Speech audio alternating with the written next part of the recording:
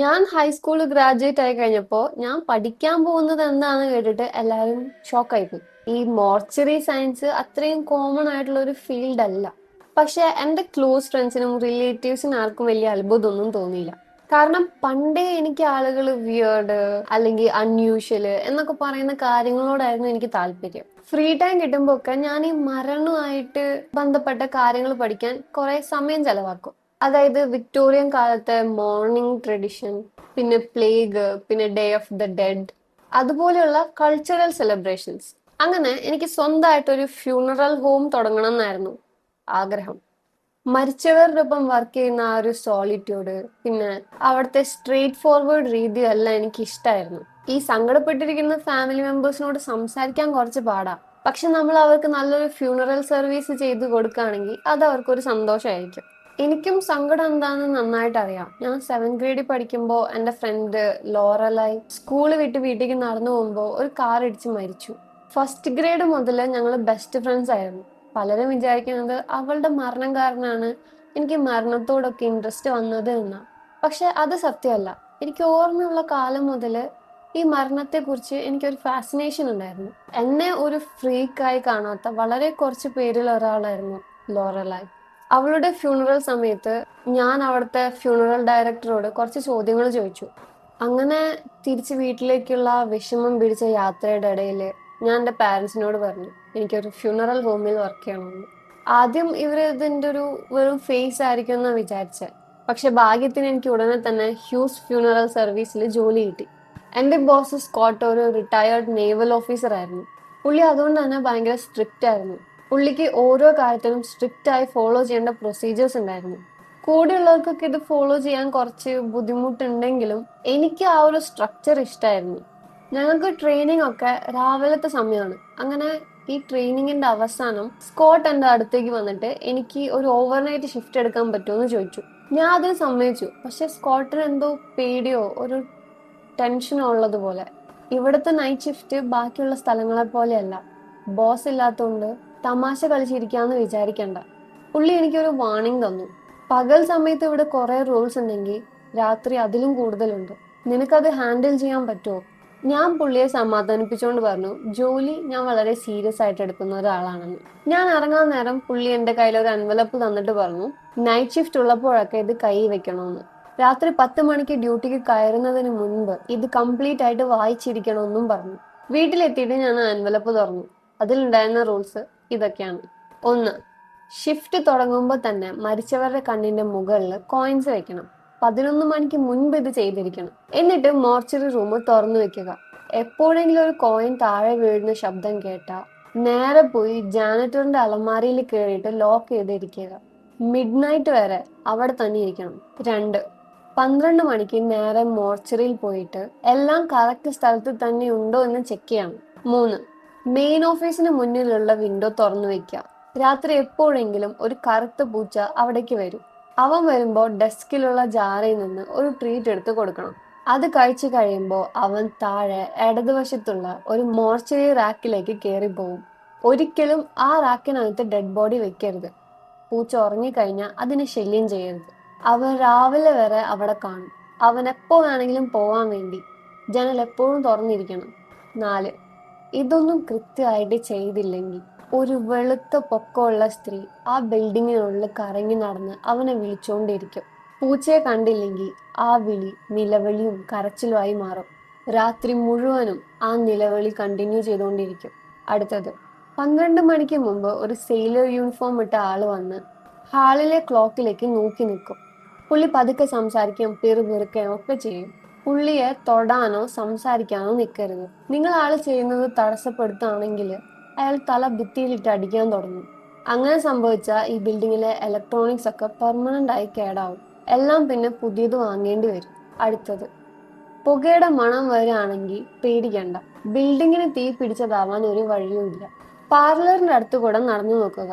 അവിടെ ഒരു ഫാമിലി ഇരിക്കുന്നുണ്ടോ എന്ന് നോക്കുക. ഭാര്യ, ഭർത്താവ്, 2 കുട്ടികൾ. ആ ഫാമിലി അവിടെ ഇരിക്കുന്നുണ്ടെങ്കിൽ വേഗം കിച്ചണിൽ പോയി പാരന്റ്സിന് കോഫിയും കുട്ടികൾക്ക് പാലും ഉണ്ടാക്കി കൊടുക്കുക. അവർ നിങ്ങളെ വിളിക്കുകയോ എന്തെങ്കിലും പറയുകയോ ചെയ്യുകയാണെങ്കിൽ ജസ്റ്റ് ഒന്ന് തല കുലുക്കി കാണിച്ചാൽ മതി. പക്ഷെ ഒരു കാരണവശാലും അവരോട് സംസാരിക്കരുത്. ഇത് തെറ്റിച്ച ആ റൂമിന് തീ പിടിക്കും. അതുകൊണ്ട് വരുന്ന എല്ലാ ഡാമേജും നിങ്ങളുടെ ഉത്തരവാദിത്വമായിരിക്കും. പിന്നെ ഏറ്റവും ഇമ്പോർട്ടൻ്റ് ആയ റൂൾ, വെളുപ്പിന് 3 മണിക്ക് ഒരു ശവവണ്ടി വന്നാൽ ഡോറ് തുറന്നു കൊടുക്കണം. പക്ഷെ ഡ്രൈവറോട് സംസാരിക്കരുത്. ആ ഡ്രൈവറിനെ കാണാൻ കുറച്ച് വിയേർഡായിരിക്കും, പക്ഷെ അവരുടെ മുഖം കണ്ട് നിങ്ങൾ റിയാക്ട് ചെയ്യരുത്. ഇവിടെ മുമ്പ് നൈറ്റ് ഷിഫ്റ്റിലുണ്ടായിരുന്ന ആള് ഈ റൂള് പാലിച്ചില്ല. അയാളെ കാണാതായിട്ട് ഇപ്പോൾ 1 വർഷം കഴിഞ്ഞു. ഇതിന് അതുമായിട്ട് ബന്ധമുണ്ടോയെന്ന് എനിക്കറിയില്ല, പക്ഷെ റിസ്ക് എടുക്കാതിരിക്കുന്നതാണ് നല്ലത്. സത്യം പറഞ്ഞാൽ ഞാൻ ഇതൊന്നും പ്രതീക്ഷിച്ചതല്ല. ഇതൊന്നും ഒരിക്കലും നടക്കാൻ പോകുന്ന കാര്യമല്ലെന്ന് ഞാൻ വിചാരിച്ചേ. എനിക്ക് സൂപ്പർ നാച്ചുറൽ കാര്യങ്ങളിൽ വിശ്വാസം ഉണ്ടായിരുന്നു, എങ്കിലും നടന്നുകൊണ്ടിരിക്കുന്ന ഒരു ബിസിനസ്സിൽ ഇത്രയും സംഭവിക്കുമെന്ന് വിശ്വസിക്കാൻ പാടായിരുന്നു. സ്കോട്ട് എന്നെ വെറുതെ പറ്റിക്കാൻ നോക്കുകയാണെന്ന് കരുതി ഞാൻ ഒന്ന് ചിരിച്ചു. അടുത്ത ദിവസം രാത്രി ഞാൻ ഷിഫ്റ്റിന് പോയി. എൻ്റെ കൂടെ വർക്ക് ചെയ്യുന്ന കേറ്റ് എന്നെ വിഷ് ചെയ്തു, പക്ഷെ അവളുടെ ശബ്ദത്തിൽ ഒരു ചെറിയ പേടിയുള്ളതുപോലെ തോന്നി. ഞാൻ അവളെ കാറ് വരെ കൊണ്ടുചെന്ന് വിട്ടു. രാത്രി ആയപ്പോൾ അവിടെ വല്ലാത്തൊരു സൈലൻസ് ആയിരുന്നു. ഞാൻ കുറച്ച് മ്യൂസിക് ഇട്ടു, എന്നിട്ട് ആ ലിസ്റ്റിലേക്കൊന്ന് നോക്കി. എന്ത് ചെയ്യണമെന്ന് ഒരു ഐഡിയ ഇല്ലായിരുന്നു. ഉറപ്പായി ഇതൊരു പ്രാങ്ക് ആയിരിക്കും, എങ്കിലും സ്കോട്ട് എന്നെ വിശ്വസിക്കാൻ പറ്റുമോ എന്ന് നോക്കാൻ ചെയ്യുന്ന ഒരു ടെസ്റ്റ് ആണോ എന്ന് ഞാനും സംശയിച്ചു. സ്കോട്ട് ആളുകളെ സെലക്ട് ചെയ്യുന്ന കാര്യത്തിൽ ഭയങ്കര പെർട്ടിക്കുലർ ആണ്. അതുകൊണ്ട് സേഫ് സൈഡിൽ നിൽക്കാൻ വേണ്ടി ഞാൻ ആ റൂൾസ് ഒക്കെ ഫോളോ ചെയ്യാൻ തന്നെ തീരുമാനിച്ചു. ആദ്യം ഞാൻ കോയിൻസ് എടുത്ത് മോർച്ചറിയിലേക്ക് പോയി. ഓരോ ഡെഡ് ബോഡിയുടെയും കണ്ണിന് മുകളിൽ അത് വെച്ചു. ഇത് ചെയ്യുമ്പോൾ എനിക്ക് എന്തോ വല്ലാത്തൊരു ഫീലിംഗ് ആയിരുന്നു, എന്തോ ഒരു പഴയ ആചാരം ചെയ്യുന്നത് പോലെ. അടുത്തത് ഞാൻ മെയിൻ ഓഫീസിലേക്ക് പോയി. കറക്റ്റ് ടൈമിൽ തന്നെ ജനൽ തുറന്നു. അപ്പോഴേക്കൊരു ബ്ലാക്ക് കാറ്റ് ഉള്ളിലേക്ക് ചാടി. ഹേയ് എന്ന് പറഞ്ഞ് ഞാൻ അതിനെ ഒന്ന് തലോടി. അവൻ പതുക്കെ കുറുകിക്കൊണ്ട് എന്നോട് പെട്ടെന്ന് അടുത്തു. ഞാൻ ലിസ്റ്റിൽ പറഞ്ഞതുപോലെ ഒരു ട്രീറ്റ് കൊടുത്തു. അവൻ നേരെ ബേസ്മെന്റ് മോർച്ചറിയിലേക്ക് പോയി. രാത്രി വലിയ പണിയൊന്നും ഇല്ലാത്തതുകൊണ്ട് ഞാൻ ഫോണിൽ TV ഷോ കാണാൻ തുടങ്ങി. അപ്പോഴാണ് എനിക്കൊരു ശബ്ദം കേൾക്കുന്നത്. ഞാൻ ഷോ പോസ് ചെയ്തു. ഹാളിൽ നിന്ന് ആരോ പതുക്കെ സംസാരിക്കുന്ന ശബ്ദം കേട്ടു. ഞാൻ പതുക്കെ ഓഫീസിന് പുറത്തേക്ക് ഇറങ്ങി. ഹൊറർ മൂവീസ് കാണുന്ന ആളായതുകൊണ്ട് എനിക്ക് പെട്ടെന്ന് പേടിയൊന്നും വരാറില്ല. പക്ഷെ അവിടെ കണ്ട കാഴ്ച കണ്ട് എൻ്റെ ഉള്ളൊന്ന് കിടുങ്ങി. ഒരാൾ അവിടെ നിന്ന് ഭിത്തിയിലെ ക്ലോക്കിലേക്കും വലത് കൈയിലിരിക്കുന്ന കോമ്പസിലേക്കും മാറി മാറി നോക്കി പതുക്കെ എന്തൊക്കെയോ സംസാരിക്കുന്നു. അടുത്തേക്ക് ചെന്നപ്പോൾ പുള്ളി പറയുന്നത് എനിക്ക് കേൾക്കായിരുന്നു. ഇതെങ്ങനെയാ? ഇത് ശരിയാവാൻ വഴിയില്ലല്ലോ. ഇത് നോർത്ത് ആവണമല്ലോ. എന്താ ഇത് വർക്ക് ചെയ്യാത്ത? പുള്ളി ഇട്ടിരുന്നത് നനഞ്ഞൊരു നേവി യൂണിഫോം ആയിരുന്നു. വസ്ത്രത്തിൽ കുറച്ച് കടൽപ്പായലൊക്കെ തൂങ്ങി കിടക്കുന്നുണ്ടായിരുന്നു. ആദ്യം സ്കോട്ടനെ പറ്റിക്കാൻ നോക്കുകയാണെന്നാണ് ഞാൻ കരുതിയത്. പക്ഷെ അടുത്തേക്ക് ചെന്ന് ആ മുഖം കണ്ടപ്പോൾ എൻ്റെ ആ ധാരണ മാറി. പുള്ളിയുടെ മുഖം ഗ്രേ കളറിൽ അഴുകി തുടങ്ങിയ രീതിയിലായിരുന്നു. ഇത് പ്രാങ്ക് അല്ലെന്ന് എനിക്ക് അപ്പോൾ ഉറപ്പായി. ഞാൻ ഒന്നും മിണ്ടാതെ അവിടെ തന്നെ നിന്നു. പെട്ടെന്ന് പുള്ളിയുടെ ചെവിയിൽ നിന്ന് ഒരു പുഴു എൻ്റെ മുന്നിലേക്ക് വീണു. ഞാൻ പേടിച്ച് നിലവിളിക്കാൻ പോയതാണ്, പക്ഷെ കഷ്ടിച്ച് സ്വയം നിയന്ത്രിച്ചു. ഇത് തമാശയില്ലെന്ന് മനസ്സിലായതോടെ ഞാൻ വിറച്ചുകൊണ്ട് തിരികെ ഓഫീസിലേക്ക് പോയി. മനസ്സൊന്ന് ശാന്തമാക്കാൻ വേണ്ടി ഞാൻ ഓരോ പണികളിൽ ഏർപ്പെട്ടു. കുറച്ച് കഴിഞ്ഞ് ആ പൂച്ച മുകളിലേക്ക് വന്നു. എൻ്റെ കാലിനടുത്ത് കുറച്ചു നേരം ഇരുന്ന് ബാക്കി ഉറക്കം തീർക്കാൻ തിരിച്ച് മോർച്ചറിയിലേക്ക് തന്നെ പോയി. പെട്ടെന്നൊരു ചെറിയ ശബ്ദം കേട്ടു. അതൊരു കോയിൻ താഴെ വീണതാണോ, പൂച്ച വല്ലതും തട്ടിയിട്ടതാണോ എന്ന് ഞാൻ വിചാരിച്ചു. എങ്കിലും സേഫ്റ്റിക്ക് വേണ്ടി ഞാൻ ജാനിറ്ററിൻ്റെ അലമാരയിൽ പോയിരുന്നു. ഒരു 10 മിനിറ്റ് അവിടെ ഇരുന്നു. സമയം 11:57 വേറെ ബഹളമൊന്നും കേട്ടില്ല. എനിക്കിതിനെക്കുറിച്ച് അറിയാനുള്ളൊരു ആകാംക്ഷ കൂടെ വന്നു. മരണം, സൂപ്പർ നാച്ചുറൽ, ഇതിലൊക്കെ എനിക്ക് വലിയ ഇൻട്രസ്റ്റ് ഉള്ളതുകൊണ്ട് എനിക്ക് അവിടെ അടങ്ങിയിരിക്കാൻ പറ്റിയില്ല. 12 മണിക്ക് മുമ്പ് തന്നെ മോർച്ചറിയിലൊന്നും നോക്കാൻ ഞാൻ തീരുമാനിച്ചു. അവിടെ എന്തെങ്കിലും നടക്കുന്നുണ്ടെങ്കിൽ 12 മണി കഴിഞ്ഞാൽ അത് മാറുമല്ലോ. ഞാൻ പതുക്കെ താഴേക്ക് പോയി. പക്ഷെ ഇപ്പോഴും തെളിയാറുള്ള മോഷൻ ലൈറ്റ് ഇത്തവണ തെളിഞ്ഞില്ല. അവിടെ എന്തോ വലിച്ചിഴയ്ക്കുന്ന ഒരു ചെറിയ ശബ്ദം ഞാൻ കേട്ടു. ഫോണിൻ്റെ ഫ്ലാഷ് ലൈറ്റ് അടിച്ചു നോക്കിയപ്പോൾ പ്രത്യേകിച്ചൊന്നും കണ്ടില്ല. അപ്പോഴാണ് ഒരു ഇരുണ്ട മൂലയിൽ എന്തോ അനങ്ങുന്നത് എൻ്റെ ശ്രദ്ധയിൽപ്പെട്ടത്.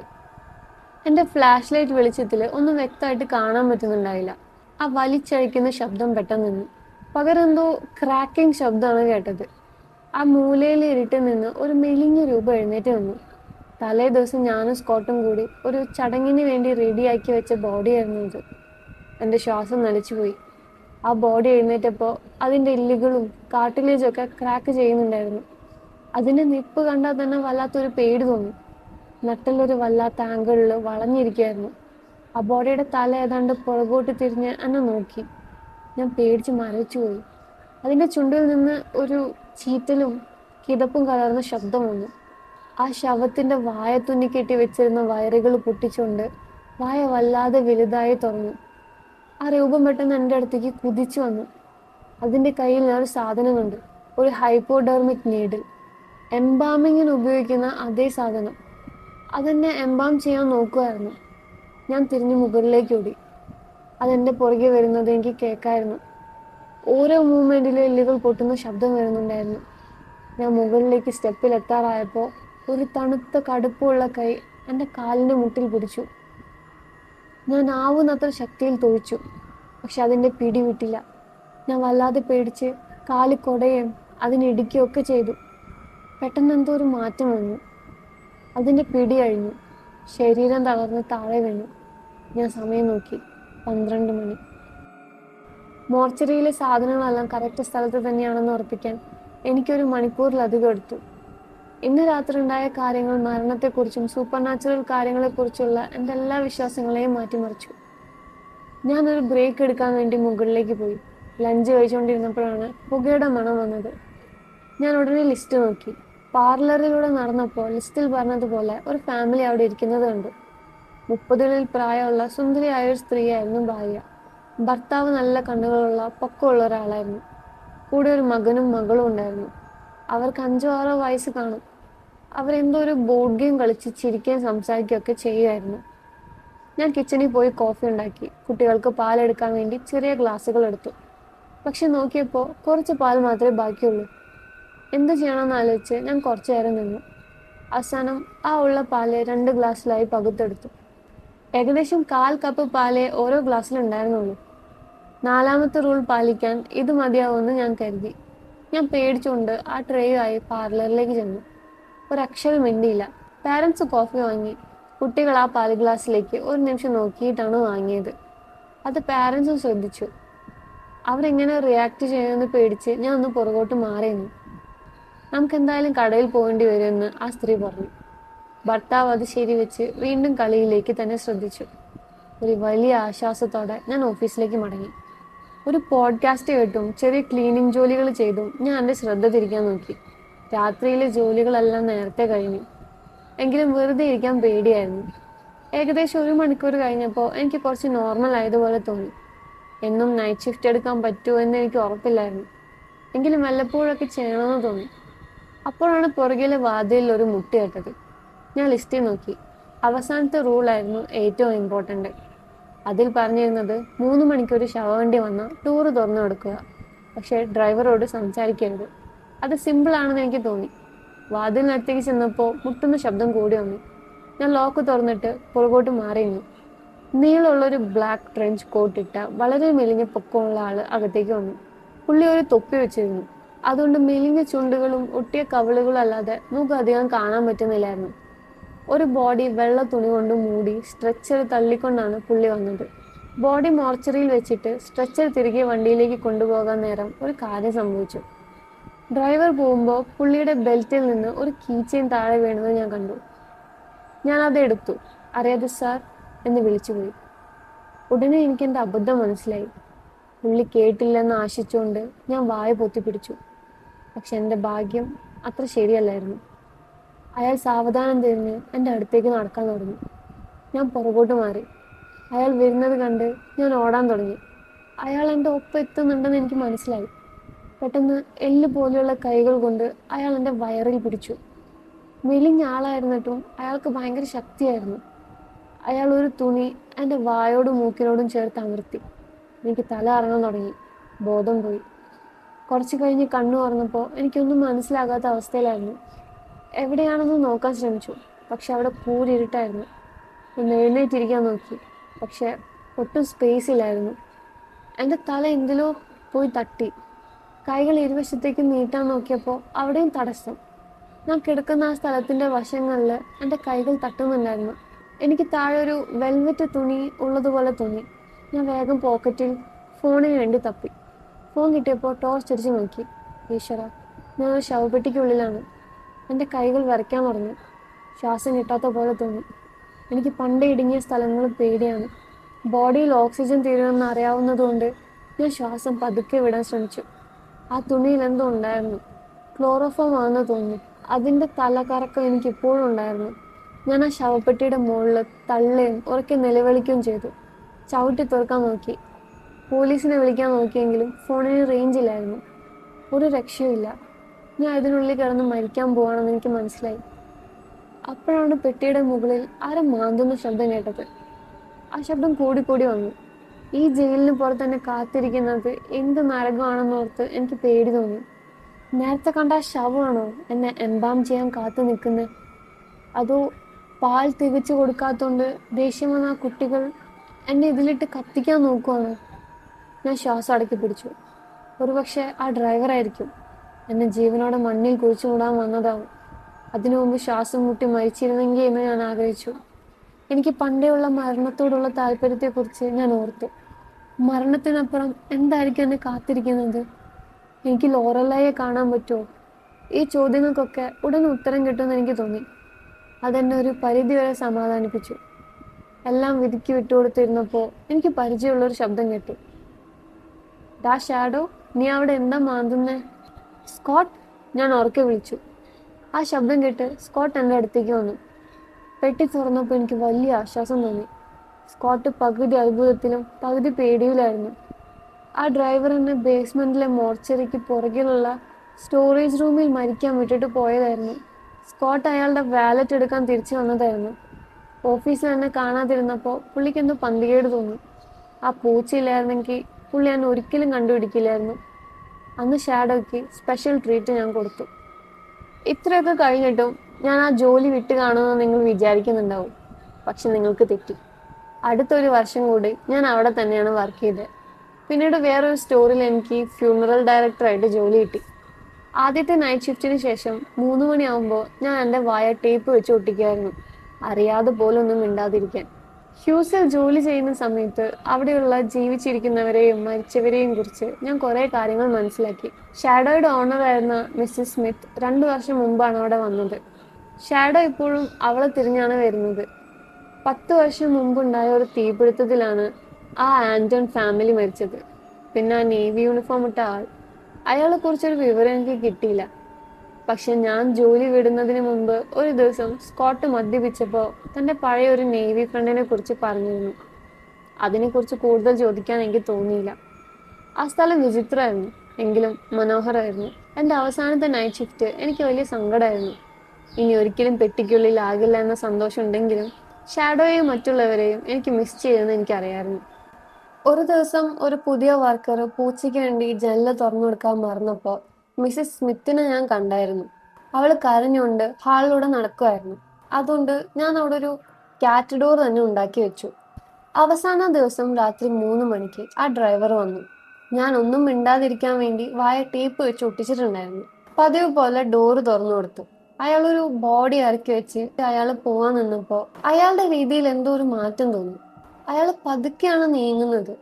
അയാൾ എന്നെ ഒന്ന് നോക്കി. അയാളുടെ ആ ചുവപ്പും മഞ്ഞയും കലർന്ന ആ കണ്ണുകള് എന്നെ തുറച്ചു നോക്കി. എന്റെ ബോഡിയുടെ ഉള്ളിൽ കൂടെ ഒരു മിന്നൽ അടിച്ച പോലെ ഉണ്ടായിരുന്നു. പുള്ളി പണ്ട് ഞാൻ മിണ്ടിയപ്പോ അല്ലാതെ പിന്നെ എന്നെ ഇങ്ങനെ നോക്കിയിട്ടേ ഇല്ലായിരുന്നു. പുള്ളി എന്നെ നോക്കി തന്നെ നിന്നു. ഇനി അയാൾക്ക് എന്നെ കാണാൻ പറ്റില്ല എന്നറിയാവുന്നത് പോലെ. ആ മുഖത്ത് ദേഷ്യമാണോ അതോ കുറ്റബോധമാണോ എന്ന് എനിക്ക് മനസ്സിലാക്കാൻ പറ്റിയില്ല. ഞാൻ പുള്ളിയോട് സംസാരിക്കാൻ നിന്നില്ല. പക്ഷെ എനിക്ക് വേറൊരു ഐഡിയ തോന്നി. ഞാൻ വേഗം ഡെസ്കിൽ ഇരിക്കുന്ന ഒരു നോട്ട്ബുക്ക് എടുത്തിട്ട് ഹൂ ആർ യു എന്ന് എഴുതി കൊടുത്തു. അയാൾക്ക് അത്ഭുതം തോന്നി. അയാൾ താഴെ നോട്ട്ബുക്കിലേക്ക് നോക്കാതെ എന്നെ തന്നെ നോക്കിക്കൊണ്ടിരുന്നു.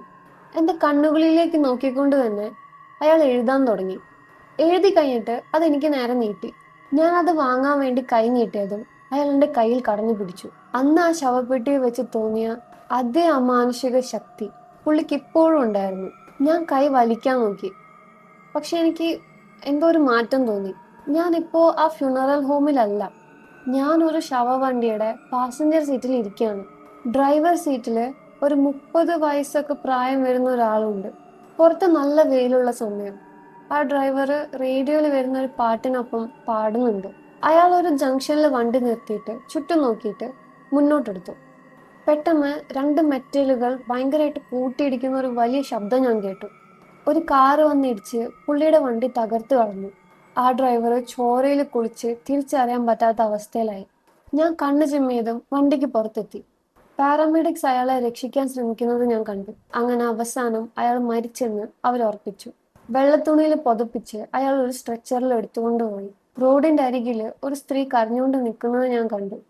പെട്ടെന്ന് ഞാൻ തിരികെ ഫ്യൂണറൽ ഹോമിൽ തിരിച്ചെത്തി. ആ ഡ്രൈവർ അവിടെ ഉണ്ടായിരുന്നില്ല.